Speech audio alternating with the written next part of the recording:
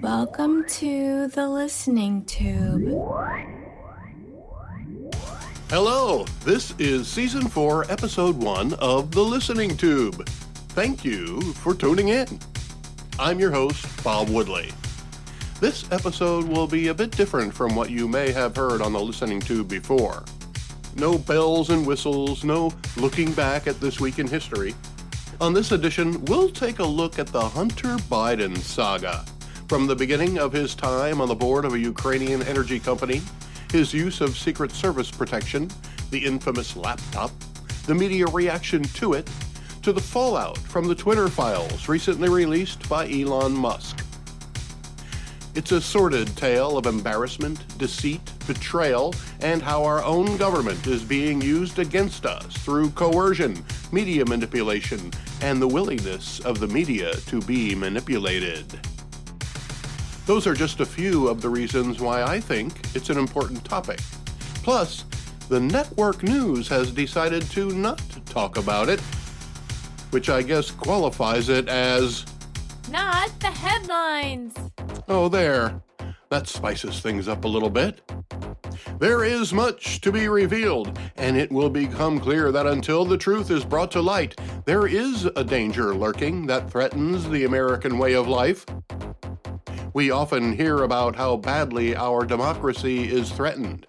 Well, it is, but not by voting laws or using the wrong pronouns. Now, you might be thinking, but Bob, haven't we heard enough about Hunter Biden already? Well, it depends on where you get your news. When Twitter's new boss released internal emails about how the laptop story was quashed, NBC, CBS, and ABC News dedicated exactly 0 minutes and 0 seconds to the story. Only Fox gave the story the attention it deserves because the liberal media doesn't want you to know how the American people were kept in the dark about how Hunter Biden is peddling his father's influence around the world. The liberal media didn't want the American people to know why they hid the story for 2 years. And now that the cat is partially out of the bag, the White House press secretary calls it a distraction and old news. Well, it's only old news because the media hid the truth from the American people for 2 years. Not just the American people, but people around the world who would ultimately be negatively affected by the actions of then Vice President Joe Biden and his son, Robert H. Biden, also known as Hunter. But if only the story were just 2 years old. To tell the whole tale, we have to go back to 2014. Let's go back through the listening tube. Oh, okay. We were able to work that one in too. 2014 is when Ukraine underwent a major shift in ideology. Mass protests led the Ukrainian president to flee the country. Within 3 months, the Bidens had wormed their way into the good graces of the power brokers who remained in Ukraine. Vice President Biden met with Hunter's business partner, a man named Devon Archer, at the White House. 5 days later, in April of 2014, Joe Biden went to Ukraine. He was described by the press as the public face of the administration's handling of Ukraine. But he wasn't there to represent the United States. He was there to represent his son's financial status. Because the day after he got there, Devon Archer was appointed to the board of Burisma. 2 weeks after that, Hunter also joined the board. In between those two occasions, British officials seized $23 million from the London bank account of Burisma's owner, who was a well-known oligarch viewed by many as one of the faces of Ukrainian corruption. But what's $23 million when you now have two partners of the Vice President of the United States in your toolbox? You see, the Vice President was now leading the way in helping Ukraine rid itself of its corrupt leaders. Except that one. because he was paying his son and his son's business partner millions of dollars to sit on a board, even though they had no advisory role. So, what benefit did the oligarch see in having two Americans with connections to their vice president? Well, in 2016, Burisma's owner was being investigated by Ukraine's top prosecutor because of corruption allegations. Burisma's owner called in a favor. Vice President Biden threatened to withhold $1 billion in United States loan guarantees to Ukraine unless the prosecutor was fired. Ukraine's parliament promptly fired the prosecutor, ending the investigation. Some of you may recall that President Trump was impeached for asking the Ukrainian government to investigate this incident on the basis that he was attempting to use a foreign government to influence an American election. The real reason was one of the first cover-ups involving the son of Joe Biden and Joe's role in keeping the money flowing from a Ukrainian oligarch into his son's bank account. Sure, it may have been a coincidence, but it isn't the last one. And you don't have to believe me. It's within the first 8 pages of an 87-page report from February 2021 called Hunter Biden, Burisma, and Corruption: The Impact on U.S. Government Policy and Related Concerns from the U.S. Senate Committee on Homeland Security and Governmental Affairs and the U.S. Senate Committee on Finance Majority Staff Report. I know, the title's almost as long as the report itself. The report starts out as a way to point out how awkward it was having the son of the Vice President of the United States working for a corrupt oligarch in Ukraine while the American government was supposed to be helping Ukraine rid itself of corruption. And it was Joe Biden who was supposed to be leading the charge. So, in a nutshell, unrest in Ukraine is seen as an opportunity by Hunter Biden and his business partner. They find someone who can use the influence of the Vice President of the United States and sell their influence to a high bidder. And it worked. Now you might be thinking, come on, Bob, everybody knows there are laws about that. You can't use your position in government to benefit yourself or your family. Well, that's true. Except that those laws do not apply to the president or the vice president. That's right. The laws that prohibit even the lowliest government employee from receiving any additional benefits from their position suddenly stop right before they can be applied to the top 2 government positions in the country. Only Congress can hold them accountable. Well, Congress and the vote of the people. So, as long as the Democrats stayed in power, Hunter Biden was free to peddle his father's influence around the world. And it appears he did. According to the same report, on page 5, Hunter Biden used Secret Service protection to fly to Moscow, Beijing, Doha, Paris, Seoul, Manila, Tokyo, Mexico City, Milan, Florence, Shanghai, Geneva, London, Dublin, Munich, Berlin, Bogota, Abu Dhabi, Nairobi, Hong Kong, Taipei, Buenos Aires, Copenhagen, Johannesburg, Brussels, Madrid, Mumbai, and Lake Como, wherever that is. While not all of the trips seem to have produced fruit, some apparently did. On the same day Vice President Biden addressed the Ukrainian legislature, Hunter's business partner got paid more than $142,000 from Kazakhstan. Hunter got more than $3.5 million from the wife of the former mayor of Moscow. She made her fortune from shady business deals while her husband was mayor. Hunter had business associations with Xi Jinping and Guang Wendong and other Chinese nationals associated with the Chinese Communist Party and the People's Liberation Army. The report says those associations resulted in millions of dollars of cash flow. One of the questions that needs to be answered is how much of that money made its way back to the big guy, who now goes by the title President of the United States. And how much influence did that money have on our policies concerning Ukraine, Russia, China, and the various other places Hunter pitched his father's influence? As long as the Democrats held power, it didn't matter, because as we've already learned, only Congress and the election box can hold the president or vice president to account. It's becoming clearer to me why the Democrat machine panicked when Donald Trump became president.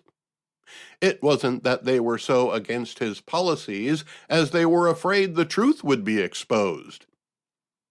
The more President Trump tried to expose the truth, the more the Democrats threw up roadblocks and distractions like impeachments. It wasn't because they cared about you. It was because they were afraid they would be exposed. As long as the Democrats controlled Congress, nothing would be done. As long as the people didn't find out, they could count on winning elections. When Donald Trump became president, the leaders of the Democrats had to pull out every stop, use every tool at its disposal to turn the country against its own president, to protect itself and continue the influence peddling and backroom deals to which they had become accustomed. If that meant cheating, so be it. The COVID-19 pandemic provided the perfect opportunity. Democrat-controlled state governments around the country immediately implemented changes to the voting rules to move the needle in their favor, allowing ballot harvesting and voting remotely, eliminating what few safeguards were in place to ensure an honest and accurate result. Even before that, the Democrat leaders employed the media in such a way that surprised even myself. Having worked in the media my entire adult life, I was shocked at how they treated our president, even before he was elected. Witnessing the shock of the media when Trump was elected, and how news coverage changed so dramatically, certainly caused suspicion on my part. The media has always been somewhat liberal, but the Trump victory escalated somewhat liberal to outright confrontational. President Trump could do no right, and even when he did, they wouldn't tell you. The Democrat-controlled House of Representatives kept offering up distractions, while the media demonized our president, and COVID-19 offered up the excuse Democrats needed to change the voting rules and get Donald Trump out of office after serving just one term. Order would be restored, and the secrets of the Obama-Biden administration would be safe once again. All was right in the world, as the Democrats would again be in control, and the Hunter-Biden influence peddling would become a thing of the past. Everything was in place to ensure Joe Biden would become president. They were so sure of his impending victory that he didn't even have to spend a lot of time on the campaign trail. He could just hunker down in his Delaware basement, safe from COVID, safe from what little right-wing press there is. While Donald Trump was drawing thousands to rallies, Joe Biden addressed dozens of people sitting in their cars in parking lots or separated by circles 6 feet apart from each other. It didn't matter. The Democrats had everything buttoned up. Joe's victory was in hand. What the Democrats didn't know at the time was that one of Hunter Biden's laptops got liquid spilled on it. The listening tube will return at the speed of sound. Contact the listening tube by calling 570-601-1101 or by email thelisteningtube@outlook.com. It was April of 2019 that a laptop computer was brought to a repair shop in Delaware. The owner of the shop got it working again, but the owner of the laptop never came back to retrieve it, despite repeated attempts to contact him. After 90 days, if the computer isn't picked up or the repair is not paid for, the computer becomes the property of the shop. That's what happened. The shop owner, seeing impeachment proceedings of President Trump on television and recalling the laptop with the Beau Biden Foundation sticker on it, looked at the contents of the laptop and was surprised at what he found. Explicit photos of Hunter Biden smoking crack and having sex with multiple women. Among the emails were records of meetings between Vice President Biden and Hunter's business associates, as well as a thank you note from a Burisma advisor for introducing him to his father, who claims he had no knowledge of Hunter's business dealings. Biden officials counter by saying there's no such meeting on his official schedule. There was a lot more on the laptop, and in late 2019, the owner of the shop made contact with the FBI. On December 9th, he was subpoenaed to turn over the laptop, which he did, but not before making a copy of the hard drive. Then he waited. Nothing happened. In the meantime, he'd seen President Trump go through impeachment proceedings, knowing there was evidence on the laptop he gave to the FBI that would implicate Joe Biden for the same thing Donald Trump was accused of doing. The computer repair shop owner decided to use another channel. He turned over a copy of the hard drive to a representative of Rudy Giuliani, the former mayor of New York City and one of President Trump's lawyers. The New York Post brought the story to the public on October 14, 2020, just a few weeks before the general election. Surely this revelation must be some kind of political trick to sway votes away from Joe Biden. What are the odds that such a bombshell story would happen just when the incumbent president needs it? There's no way this is a legitimate story. The New York Post had been suckered in by political operatives peddling a false narrative of the good guy challenger by making his son look bad. It was all lies. And that's exactly how the media treated it. For the left-wing media, it was evil at its finest. A nice try, but an easily seen-through web of lies. For the right wing, it was almost too good to be true, so they were careful to not jump on the New York Post bandwagon too quickly. More research was needed, but the election was fast approaching. It was quite the dilemma. But what the privileged few already knew was that the fix was in.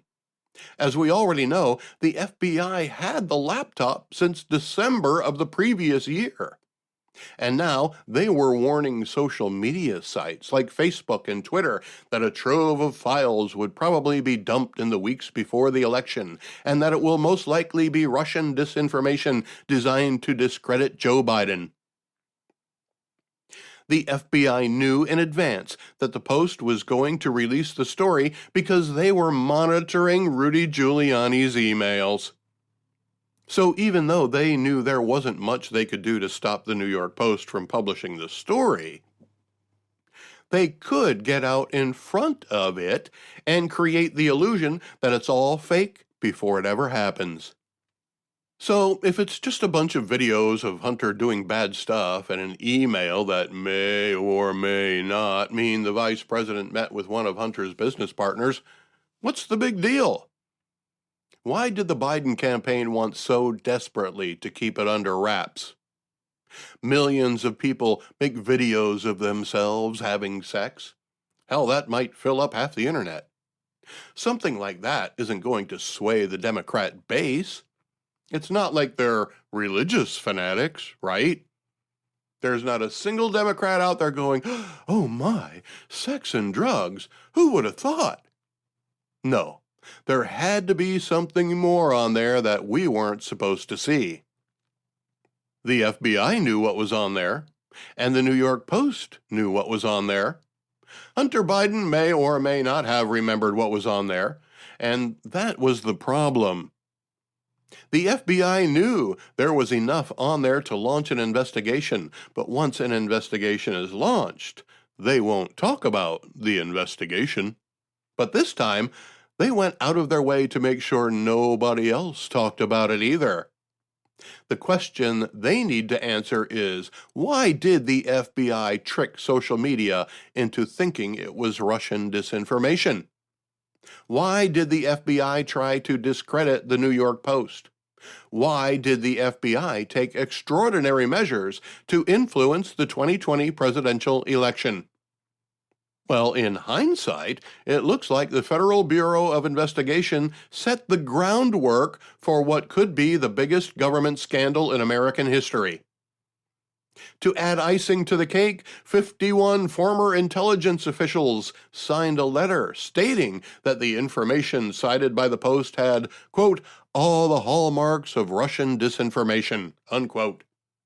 This letter was clearly created to reinforce the FBI's story to Facebook and Twitter. Joe Biden even referred to it in his debate with Donald Trump leading up to the election. At that very moment, the FBI knew, and all the people who signed the letter probably knew or should have known that the information the New York Post had published was true. The Director of National Intelligence, John Ratcliffe, said there was no intelligence to support any claims the laptop involved a Russian disinformation campaign. In the history of political wrongdoing, it's always the cover-up that gets the most people in trouble. More often than not, if a mistake or even a crime is acknowledged, American people are more likely to forgive. It's when you hide the truth after the mistake is discovered that the American people take issue. Fortunately for the FBI, the mainstream media, social media, and the Biden organization, the truth remained hidden until after the election. While many people were happy that the whole Trump nightmare was over and the liberal media could go back to reporting news, the New York Post stuck to its guns, and others joined the posse to investigate the alleged Hunter Biden laptop hard drive contents. At first, most other media sources wouldn't give the Hunter Biden story the time of day, let alone a headline. Some even went out of their way to deliberately criticize the New York Post for a lack of journalistic integrity. But as you know, humans are a nosy bunch, and there were enough individuals interested in what was really going on to look a little deeper. Eventually, other news organizations began to admit that the Post was right. This was real. CBS News confirmed the authenticity of the information. Even the New York Times, which held its liberal stand, had to eventually admit the Post story was legit. A closer examination of the contents of the Hunter Biden laptop by a group called Marco Polo found what they claim are 140 possible business-related crimes, 191 sex-related offenses, and 128 drug crimes on Hunter Biden's laptop. An October 29th story on the U.S. Sun says, the report has been sent to all 535 members of the United States Congress.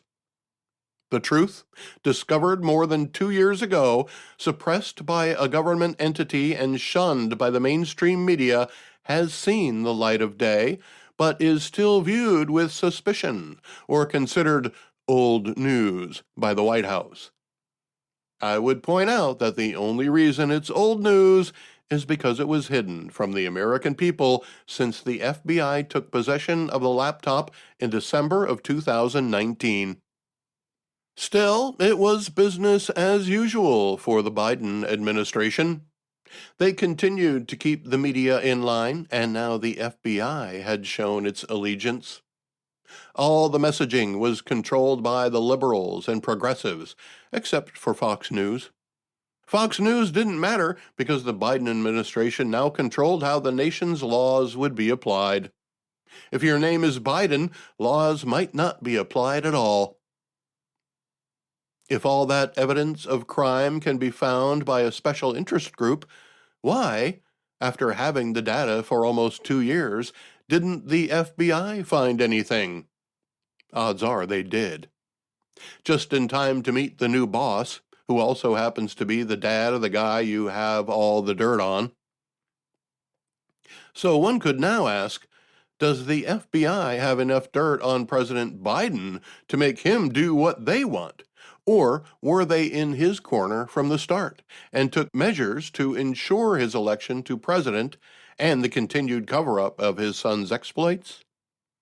I'm sorry if I sound a little like a conspiracy theorist right now, but this is where my research has led me. Unlike the FBI, I'm allowed to comment on ongoing investigations. The investigation may have ended at that point if it weren't for a business decision made by the richest man in the world. While it may turn out to be a poor business decision, it may turn out to be one of the most important decisions ever made, in that it opened a window into a world that most of us couldn't see, thought might be there, but hoped it wasn't. Turns out it was. Elon Musk recognized Twitter for what it was and for what it was becoming. At first, an echo chamber of extremes, then an affirmation of liberal idealism that was taking over the media. He knows it may fail under his leadership and goals, but he's not in it for the money. Nor is he in it to promote any particular ideal or agenda. He just wants a fair playing field, and it's been demonstrated that the media sphere, and especially the social media sphere, is not a level playing field. And regardless of what goes on behind the scenes of industry and government, the American people want to be heard. Americans are willing to accept that if enough of us don't agree, then the idea won't become reality. All we ask is that every idea gets an equal chance at success, just as every individual has an equal chance at success. Elon Musk's purchase of Twitter was a threat to the imbalance that had been created to keep the American people in the dark about opposing views and alternate solutions. By alternate, I could also mean common sense solutions. But Elon Musk did eventually purchase Twitter, and the liberals and progressives howled in disapproval, encouraged boycotts, threatened advertisers, and even caused a mass migration of employees from the company. All because, as he told his advertisers, he aspires to be the most respected advertising platform in the world. Oh, I'm sorry. Did you think this was all about your opinion? Well, it isn't. Never was, never will be. Twitter is an advertising platform, just like every newspaper, television station, radio station, and wherever else you look or listen. So let me briefly put this into perspective for you. The larger your audience, the more valuable you are to your advertisers, which is your source of income. If you exclude half of America, such as the conservatives, you're limiting your audience. If you open up your platform to more people, you open up your advertisers to more people. So letting more conservative voices on the platform than the last owner did should create an advantage. If Elon Musk is able to attract more users to the platform, he'll make more money. It seems like a simple equation. So how come Twitter relegated itself to mostly leftist opinions, while selectively quashing American conservative viewpoints? Elon Musk had a vision of making Twitter a truly open public square, where all voices could be heard, provided those voices weren't inciting violence. One of the ways he could show how open Twitter would be is to show how closed it was before. He decided to start with the mystery of Hunter Biden's laptop. But now, the story isn't about Hunter Biden anymore. It's about how the media and the FBI kept it all under wraps.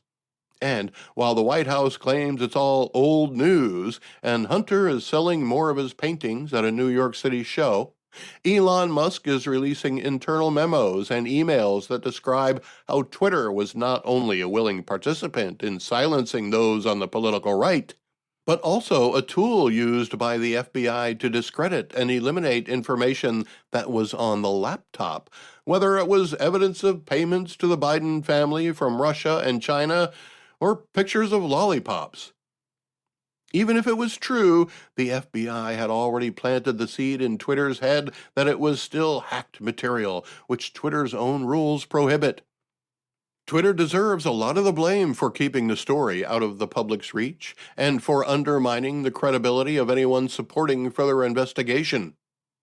As Elon Musk said after researching the data for himself, Twitter is both a social media company and a crime scene. The evidence of the inner workings of Twitter continues to flow, with 3 batches of findings so far. First, the Hunter Biden laptop story, then secret blacklists of people and organizations that were throttled in one way or another. The third installment, which I haven't read, is about Donald Trump and the January 6th events at the Capitol.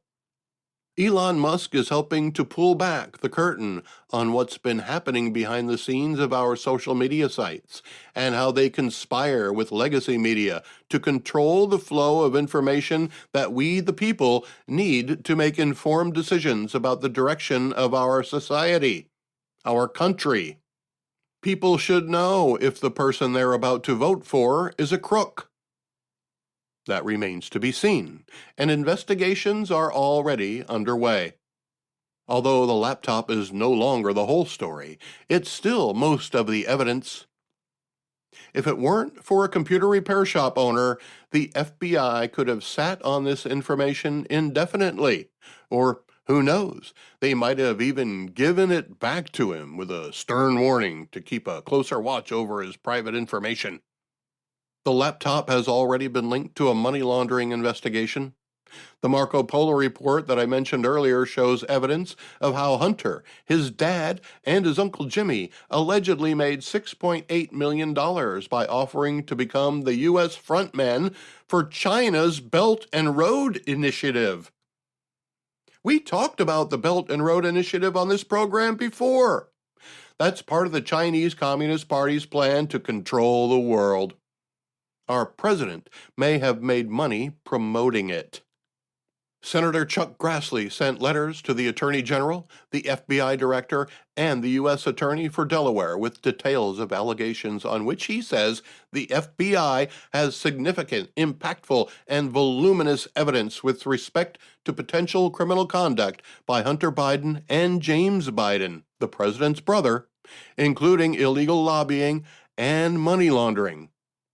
And while the president hasn't yet been directly connected to any illegal activity, the fact is, none of it could have happened without him. That's how peddling influence works. The peddling is worthless if there's no influence.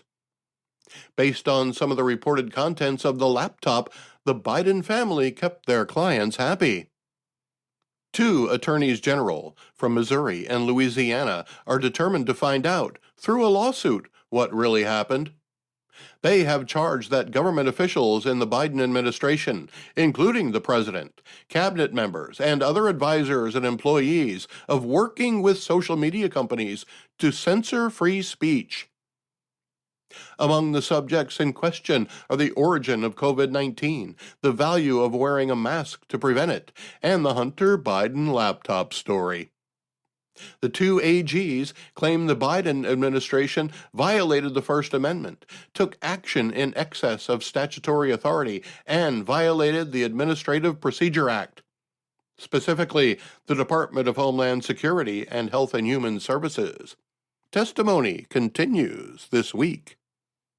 There's more to come, not just from Elon Musk and early court cases, but House Republicans have vowed to hold hearings once they assume the majority in the new year. Whatever the results of those investigations, the exploits chronicled on the laptop once owned by the president's son, and the actions taken to hide them, has called into question the integrity of a number of our government and private industry institutions, including social media companies, the Department of Justice and the FBI, Homeland Security, members of Congress, and the entire executive branch, as well as the Fourth Estate, whose job it is to investigate these things in the first place. Sure, the Bidens may be implicated, the FBI may be exposed, the left wing's backdoor deals laid bare, but the press is who really dropped the ball.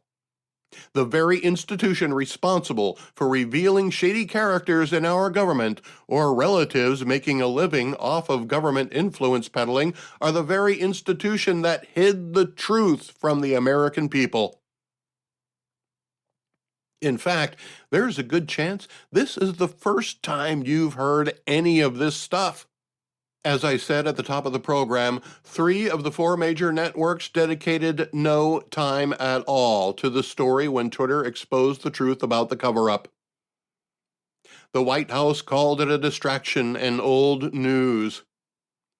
As an informal test, I asked the most liberal guy I know, a true Democrat, union member, all of it, what his opinion of the, quote, Hunter Biden laptop /Twitter /FBI /media blackout thing is.